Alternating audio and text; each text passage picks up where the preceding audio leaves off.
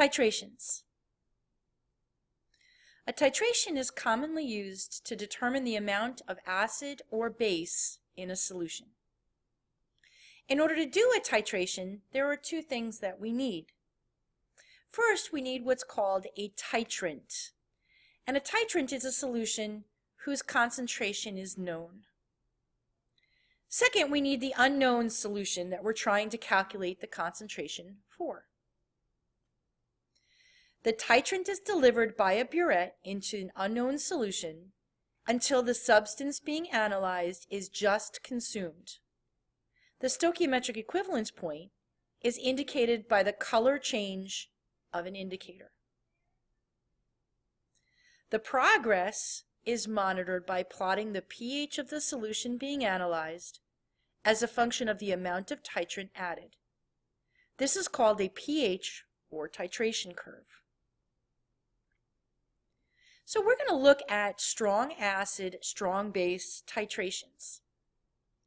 So consider the titration of 50 milliliters of 0.200 molar nitric acid with 0.100 molar sodium hydroxide. First, we have to think about what our components are. Sodium hydroxide is a strong base, and nitric acid is a strong acid. So we're going to have the hydrogen ions from the acid reacting with the hydroxide ions from the base in a limiting reactant problem to produce water. And in titration problems, we're typically given several different points during the titration where we want to calculate the pH of the solution. And the first point is usually at the very beginning of the titration. So here it says calculate the pH when no sodium hydroxide has been added. So if we think about what we have in the solution before the titration begins, all we have is nitric acid. And we know that that nitric acid is going to 100% dissociate into hydrogen ions and nitrate ions. We know the concentration of the nitric acid originally is going to equal the concentration of the hydrogen ions when that dissociation is complete. So the concentration of our hydrogen ions is going to be 0.00 molar. And we can directly calculate the pH. So the pH of this solution before the titration begins is the negative log of 0.200, which would give us 0.70. Now, as we add base to this acid, some of the hydrogen ion will be consumed, and we're going to see that our pH is going up. So here's a second point in our titration. We have the original 50 milliliters of 0.200 molar nitric acid, and now we're going to add 50 milliliters of 0.100 molar sodium hydroxide. So first we're going to have to figure out the moles of our nitric acid and our sodium hydroxide because they're in two different solutions, and we're going to need a mole ice chart. So our moles of nitric acid will equal 0.200 molar times 0.0500 liters. So we're starting out with 0.0100 moles of nitric acid, which we know equals our hydrogen ion. And we're going to do the same thing for our sodium hydroxide. So we'll take 0.100 molar sodium hydroxide, multiply it by 0.0500 liters of our solution, and that's going to give us 0.00500 moles of sodium hydroxide, which we know will also equal our hydroxide ion. Now we want to consider our reaction. Well, the hydrogen ion from our strong acid is going to react with the hydroxide ion from our strong base. It's going to react until one of them is completely consumed, and we're going to produce water as a product. So we'll write our mole ice chart. Originally we have 0.0100 moles of hydrogen ion, and 0.00500 moles of hydroxide ion. And when we look at that, our hydroxide ion is going to be completely consumed by the acid.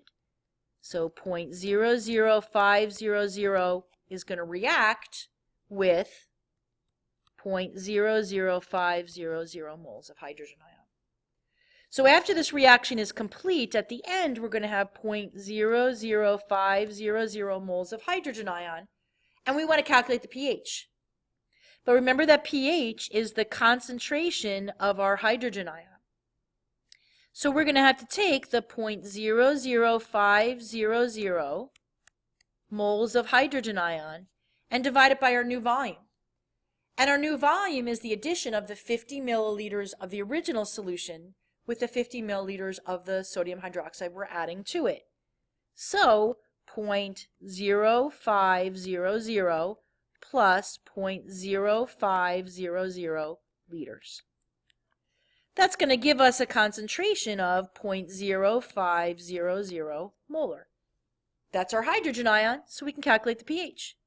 So our pH is the negative log of 0.0500, which is going to give us 1.30. So let's continue in our titration, and now we're going to add 100 milliliters total of 0.100 molar sodium hydroxide to our nitric acid. So we're going to calculate our new moles of our sodium hydroxide, which will be 0.100 times now 0.100, and that's going to give us 0.0100 moles of sodium hydroxide, which we know is our moles of hydroxide ion. We haven't changed the amount of nitric acid we had originally, so that will still be the 0.0100 that we calculated in the last problem. So we've got the hydrogen ions from the acid reacting with the hydroxide ions from the base to produce water. We're going to make our ice chart. Originally, the concentration of our hydrogen ion, or our moles of our hydrogen ion, is 0.0100 moles. And now we're adding 0.0100 moles. So we have something a little unusual here, because the moles of our acid equals the moles of our base. So it looks like everything is consumed. 0.0100, 0.0100. So it looks like we can't calculate our pH. But we have to remember that once all the hydrogen from the strong acid reacts and all of the hydroxide from the strong base reacts, we still have water in the solution.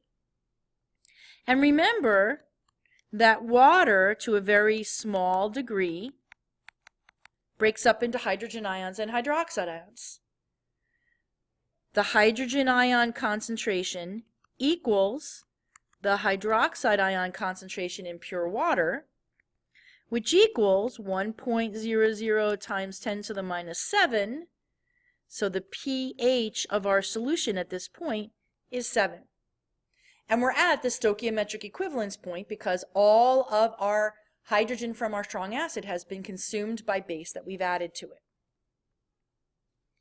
So now we're going to move on and we're going to add some more sodium hydroxide to our nitric acid and see what happens to our pH now. So now we've got 150 milliliters total of sodium hydroxide we're adding. So we'll calculate the moles of sodium hydroxide.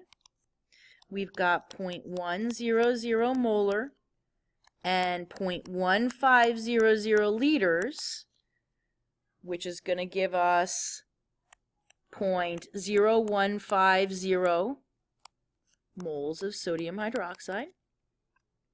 We'll write out our reaction. So the hydrogen from the acid is going to react with the hydroxide from the base to produce water. We'll write our ice chart. Again, the hydrogen ion is from the original problem, so 0.0100 moles of hydrogen ion. And now we're adding 0.0150 moles of hydroxide ion. So when we look at that, now our hydrogen ion is in excess. Oops. So all of our hydrogen ion is going to react. And 0.0100 moles of our hydroxide is going to react. And that's going to leave us with 0.0050 moles of hydroxide ion. We need the concentration of hydroxide ion. So 0.0050 moles of hydroxide divided by our total volume, which is 0.0500 plus 0.150, and that's going to give us a concentration of hydroxide ions of 0.0250 molar. If we take the negative log of that, that's going to give us the pH of the solution. So the negative log of 0.0250 is going to give us a pOH of 1.60.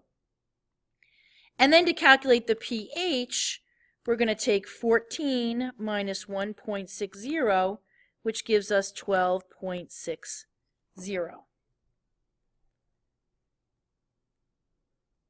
So now we want to draw what this pH curve is going to look like. So if we were to look at this, we started with our acid, we added our base, and our pH has a general curve like this. This point here would be our equivalence point.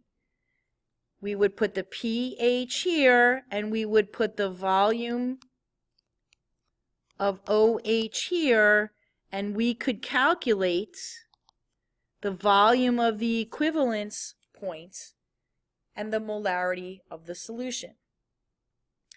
So remember the following characteristics. Before the equivalence point for this particular question, the hydrogen ion, and therefore the pH, can be calculated by dividing the number of moles of hydrogen ion by the total volume of the solution. At the equivalence point, the pH equals 7, and after the equivalence point, the hydroxide ions can be determined by dividing the number of moles of hydroxide remaining by the total volume of the solution, and then you can calculate the hydrogen ion from the Kw and calculate the pH. Or you can calculate the pOH and subtract it from 14 and calculate your pH.